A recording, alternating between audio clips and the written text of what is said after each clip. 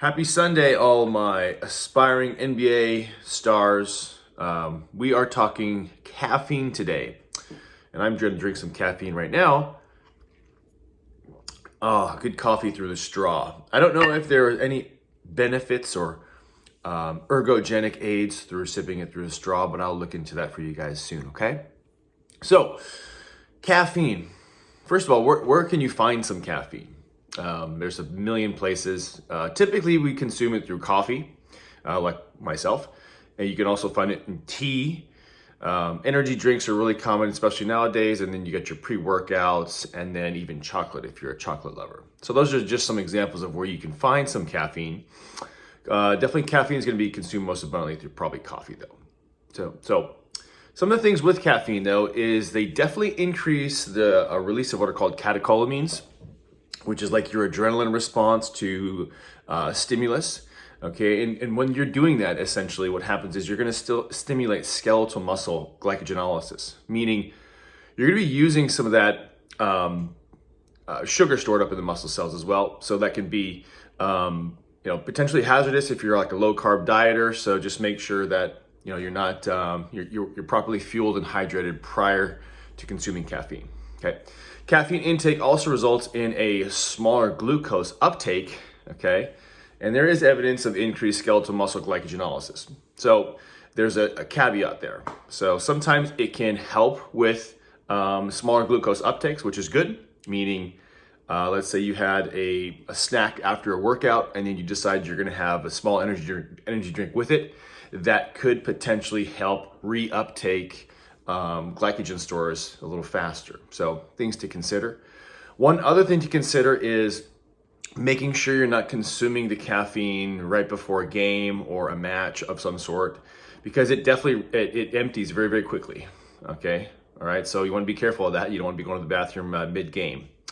But what's cool about this is it does reach maximal concentrations in the blood within about an hour, 45 minutes to an hour. Okay, so that's a good thing. So maybe have, I would say, hydrate yourself well, eat a good meal, wait an hour, then have a coffee or some type of energy drink or pre-workout, what have you, an hour after that, and then you're leading up into your actual match. Okay, caffeine does have a half-life of 2 to 10 hours. Okay, which is good. Now, some of the benefits of caffeine usage are going to be directly related for like endurance sports, anaerobic activity like sprinting, things like that. And research has shown that caffeine taken, 3 to 6 milligrams or during endurance race can enhance performance through the central nervous system. Okay. Definitely caffeine has been popularized, used in long-lasting sports, especially when you're needing more of that central nervous system activity. In regards to anaerobic, there's been some research out there as well that's demonstrated that caffeine can produce positive effects as well. So that can be a good thing as well with the CNS. The recommended dosage, there was research done by Chen et al. That showed that 6 milligrams per kg of caffeine improved the maximum voluntary contractions in isometric strength. So that could be something that could be considered as well when you guys are in the gym actually doing your strength and conditioning programs. Some of the disadvantages now. Another citation or review came out from Chia et al. In 2017, did not find any consistent performance outcomes with caffeine and concluded the efficacy of caffeine varies depending on various factors like nature of the game, physical status, and then how much caffeine you're already taking in. So keep that in mind. Caffeine definitely can be abused. So be careful on that. Don't consume caffeine all the time. Just maybe use it for what it's for, which can be that ergogenic benefit.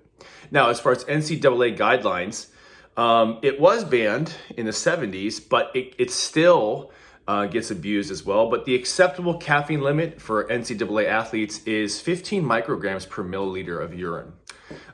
It says if the IOC allows athletes up to 12 micrograms per milliliter of urine before the substance is considered illegal. So just be careful of that. Don't consume way too much caffeine, because again, there can be some negative things as well. Rapid gastric entering, you can get diarrhea, things like that. You can just urinate a little bit too much. You can get dehydrated from all that stuff. And also you might be able to test positive for that. So to keep that in mind. So some of the recommendations I have for you guys is just consume caffeine about 30 to 60 minutes prior to your events, okay? And consume enough to be optimum would be like 2 to 3 cups of coffee, okay? Experiment with some dosages prior to events or training to analyze the effects. You might have a positive effect or negative effect depending on how much caffeine you consume before that game, and then just kind of play around with the different dosages. Make sure you're adequately hydrated and fueled, okay? Or else it could be negative on that. Okay, you could have a negative effect. And then find a preference of caffeine that works and keep that as a staple in your supplementation. Okay, so if you like coffee, stick with coffee. If you're going with a certain energy drink that has a specific dosage of milligrams, keep that in there as well. Okay, and then again, just experiment, and hopefully that helps, guys. Take care.